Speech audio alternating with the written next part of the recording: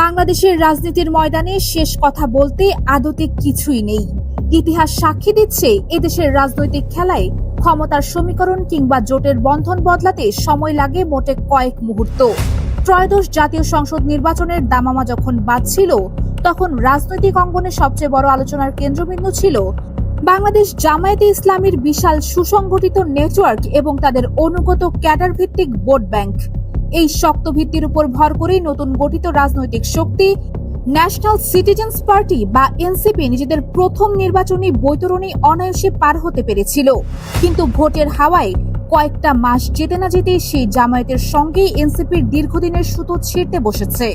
সংসদ নির্বাচনে জামায়াতের কৌশলগত সমর্থনে ৩০টি আসনে লড়াইয়ের সুযোগ পেয়ে যে ৬টি আসনে এনসিপির প্রার্থীরা বিজয় ছিনিয়ে এনেছিল, রাজনৈতিক বিশ্লেষক ও অভিজ্ঞ বোদ্ধাদের স্পষ্ট মতামত হল, জামায়াতের নিবেদিত প্রাণ নেতাকর্মীদের অক্লান্ত পরিশ্রম ও প্রত্যক্ষ সাপোর্ট না থাকলে একটি আসনেও তাদের জামানত রক্ষা করা সম্ভব হতো না।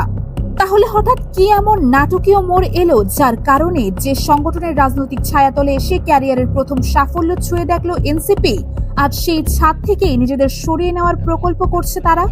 জুলাইয়ের ঐতিহাসিক ছাত্র জনতার গণঅভ্যুত্থান পরবর্তী সময়ে দেশ জুড়ে তরুণদের এই দলটির যে নজিরবিহীন জনপ্রিয়তা তৈরি হয়েছিল, তা কি তবে এখন ভাটার মুখে? সিলেটের সম্প্রতি সার্জিস পাটোয়ারির মতো শীর্ষ নেতাদের সাধারণ মানুষের হাতে অনাকাঙ্ক্ষিতভাবে হেনস্থার শিকার হওয়ার ঘটনা কি এনসিপির সেই ধসে পড়া জনসমর্থনেরই এক স্পষ্ট বার্তা, নাকি রাজনৈতিক মাঠের জটিল সমীকরণ বুঝতে ভুল করে কৌশলগত অপরিপক্কতার দরুন এখন তারা না ঘরকা না ঘাটকা পরিস্থিতিতে পড়তে যাচ্ছে? অন্যদিকে চারপাশে তৈরি হওয়া এই ভাঙনার টানাপোড়েনের গুঞ্জনের মাঝেও জামায়াতে ইসলামী কেন এতটা শীতল ও শান্ত?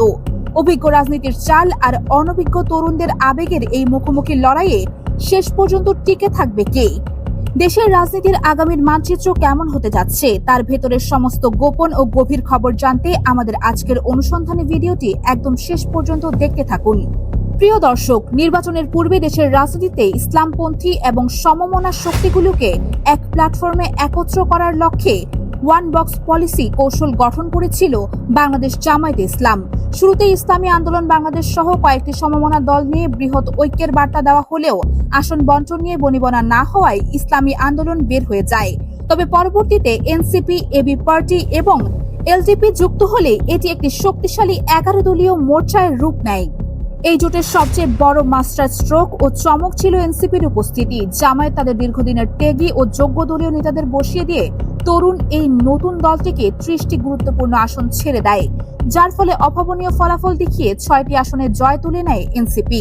মাঠ পর্যায়ে নিরপেক্ষ ভোটাররা ভালো করেই জানেন, এনসিপি এককভাবে ময়দানে নামলে এ ধরনের নির্বাচনী ফলাফল অর্জন করা ছিল অলৌকিক বিষয়। জামায়াত মূলত তাদের সার্বিক প্রেক্ষাপট ও বৃহত্তর ঐক্যের খাতিরে নিজেদের বড় ধরনের ছাড় দিয়ে এনসিপিকে রাজনীতির মূল স্রোতে স্থান করে দিয়েছিল। কিন্তু ভোটের উত্তাপ ঠান্ডা হতে না হতেই মোড় নিতে শুরু করেছে নতুন বিতর্ক। গুঞ্জন উঠেছে খুব দ্রুতই জামায়াতের এই শক্তিশালী জোট থেকে নিজেদের গুটিয়ে নিচ্ছে এনসিপি। গত 25শে জুলাই জোটের আরেক গুরুত্বপূর্ণ অংশীদার খেলাফত মজলিস আনুষ্ঠানিকভাবে জোট ত্যাগের ঘোষণা দেওয়ার পর থেকেই এই গুঞ্জন চারদিকে ডালপালা মেলতে শুরু করে। এখন বড় প্রশ্ন হলো, হুট করে কেন জামায়াতের মতো এত বড় অভিভাবক তুল্য দলকে বিদায় জানানোর চিন্তা করছে এনসিপি? তাদের এই একক পথচলার সিদ্ধান্ত কি পরিপক্ক দূরদর্শিতা, নাকি একটি চরম আত্মঘাতী বোকামি? দলীয় সূত্রের খবর অনুযায়ী এনসিপির নীতি নির্ধারকরা বিশ্বাস করতে শুরু করেছে যে জামায়াতের মতো এক বিশাল ও অনুশাসনে বাঁধা সংগঠনের ছত্রছায়ায় দীর্ঘদিন অবস্থান করলে তাদের নিজস্ব রাজনৈতিক পরিচিতি ও সত্তা কখনোই স্বাধীনভাবে বিকশিত হতে পারবে না। তারা আর অন্য কোনো প্রতিষ্ঠিত দলের বি টিম বা সহযোগী উপদল হয়ে থাকতে নারাজ। তাই তারা চায় নিজেদের নেতৃত্বেই দেশে নতুন এক একক রাজনৈতিক শক্তি হিসেবে আত্মপ্রকাশ করতে। আর এই নতুন শক্তি পরীক্ষার প্রথম মহড়া হিসেবে তারা বেছে নিয়েছে আসন্ন 5টি সিটি কর্পোরেশন নির্বাচনকে। ইতোমধ্যে ঢাকা দক্ষিণ সিটি কর্পোরেশনে দলের জনপ্রিয় মুখ আসিফ মাহমুদ সজীব ভুঁইয়া এবং ঢাকা উত্তরে সিনিয়র যুগ্ম আহ্বায়ক আরিফুল ইসলাম আবিদকে মেয়র পদপ্রার্থী হিসেবে প্রকাশ্যে ঘোষণা করে দিয়েছে তারা। দলের যুগ্ম আহ্বায়ক সারোয়ার তুষার সংবাদ মাধ্যমের সামনে জোট ভাঙার বিষয়টি সরাসরি স্বীকার না করলেও আড়ালে তারা যে স্থানীয় নির্বাচনে একলা চলো কৌশল বাস্তবায়ন করেছে তা এখন আর কারো অজানা নয়। তবে মাঠের কঠিন ও শক্ত বাস্তবতায় এনসিপির এই একলা চলো নীতি কতখানি সুফল বয়ে আনবে? জুলাই আন্দোলনের পর সাধারণ মানুষের মাঝে তাদের প্রতি যে বিপুল উৎসাহ উন্মাদনা ছিল, তা কি আজও আগের মতো সতেজ আছে?